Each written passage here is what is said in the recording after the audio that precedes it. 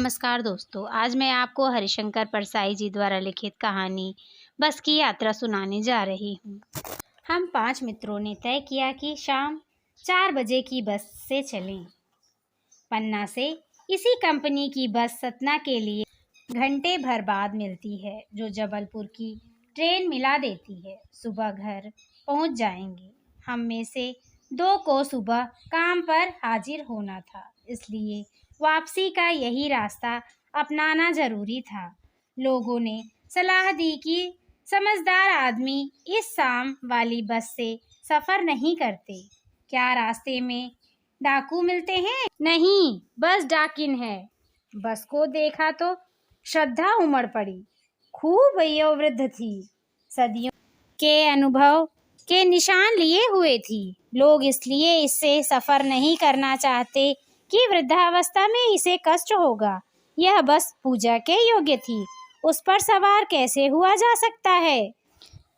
बस कंपनी के एक हिस्सेदार भी उसी बस से जा रहे थे। हमने उनसे पूछा, यह बस चलती भी है? वह बोले, चलती क्यों नहीं है जी, अभी चलेगी। हमने कहा, वही तो हम देखना चाहते हैं, अपने आप चलती है या? हाँ जी, और कैसे चलेगी? गजब हो गया, ऐसी बस अपने आप चलती है। हम आगा पीछा करने लगे। डॉक्टर मित्र ने कहा, डरो मत, चलो, बस अनुभवी है, नई नवेली बसों से ज़्यादा विश्वसनीय है, हमें बेटों की तरह प्यार से गोद में लेकर चलेगी। हम बैठ गए। जो छोड़ने आए थे वे इस तरह देख रहे थे जैसे अंतिम विदा दे रहे हैं। उनकी आंखें कह रही थीं, आना जाना तो लगा ही रहता है, आया है सो जाएगा। राजा रंग फकीर, आदमी को कूच करने के लिए एक निमित्त चाहिए। इंजन सचमुच स्टार्ट हो गया, ऐसा जैसे सारी बस ही इंजन है और हम इंजन के भीतर बैठे हैं।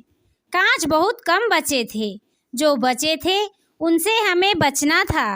हम फौरन खिड़की से दूर सरक गए। इंजन चल रहा था, हमें लग रहा था कि हमारी सीट के नीचे इंजन है। बस सचमुच चल पड़ी और हमें लगा कि यह गांधी जी के असहयोग और सविनय अवज्ञा आंदोलन के वक्त अवश्य जवान रही होगी। उसे ट्रेनिंग मिल चुकी थी, हर हिस्सा दूसरे से असहयोग कर रहा था। पूरी बस सविनय अवज्ञा आंदोलन के दौर से गुजर रही थी। सीट का बॉडी से असहयोग चल रहा था। कभी लगता सीट बॉडी को छोड़कर आगे निकल गई है, कभी लगता कि सीट को छोड़कर बॉडी आगे भागी जा रही है। 8-10 मील चलने पर सारे भेदभाव मिट गए। यह समझ में नहीं आता था कि सीट पर हम बैठे हैं या सीट हम पर बैठी है। एकाएक बस रुक गई। मालूम हुआ कि पेट्रोल की टंकी में छेद हो गया है। ड्राइवर ने बाल्टी में पेट्रोल निकालकर उसे बगल में रखा और नली डालकर इंजन में भेजने लगा। अब मैं उम्मीद कर रहा था कि थोड़ी देर बाद बस कंपनी के हिस्सेदार इंजन को निकालकर गोद में रख लेंगे और उसे नली से पेट्रोल पिलाएंगे, जैसे माँ बच्चे के मुंह में दूध की शीशी लगाती है। बस की रफ्तार अब 15-20 मील हो गई थी। मुझे उनके किसी हिस्से पर भरोसा नहीं था।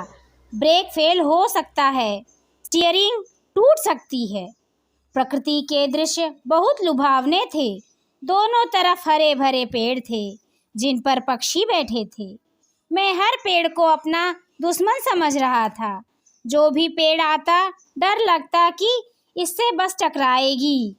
वह निकल जाता तो दूसरे पेड़ का इंतजार करता। झील दिखती तो सोचता कि इसमें बस गोता लगा जाएगी। एकाएक फिर बस रुकी।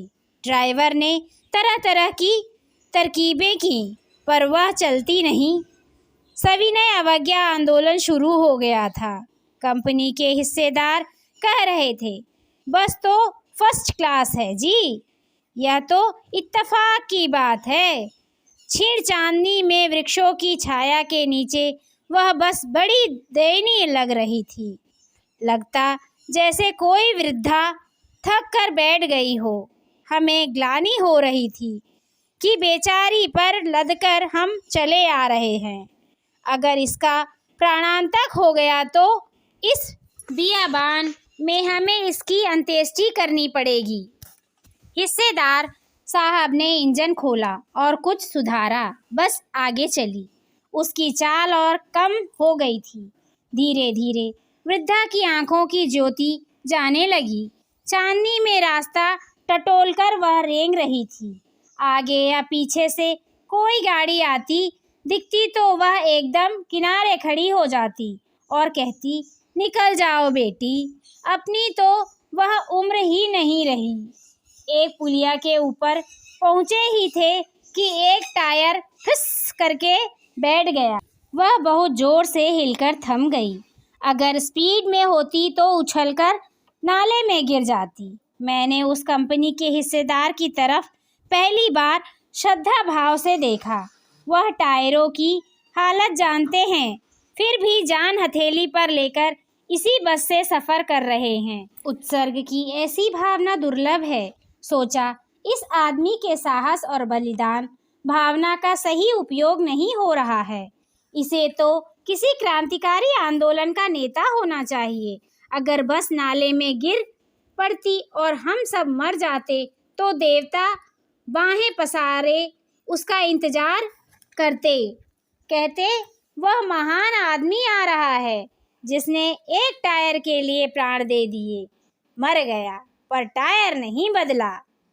दूसरा घिसा टायर लगाकर बस फिर चली। अब हमने वक्त पर पन्ना पहुंचने की उम्मीद छोड़ दी थी। पन्ना कभी भी पहुंचने की उम्मीद छोड़ दी थी। पन्ना क्या, कहीं भी कभी भी पहुंचने की उम्मीद छोड़ दी थी। लगता था जिंदगी इसी बस में गुजरनी है और इससे सीधे उस लोक को प्रयाण कर जाना है। इस पृथ्वी पर उसकी कोई मंजिल नहीं है। हमारी बेताबी तनाव खत्म हो गए। हम बड़े इत्मीनान से घर की तरह बैठ गए। चिंता जाती रही, हंसी मजाक चालू हो गया। यह कहानी आपको कैसी लगी यह कमेंट करके अवश्य बताएं। लाइक करें, सब्सक्राइब करें। धन्यवाद।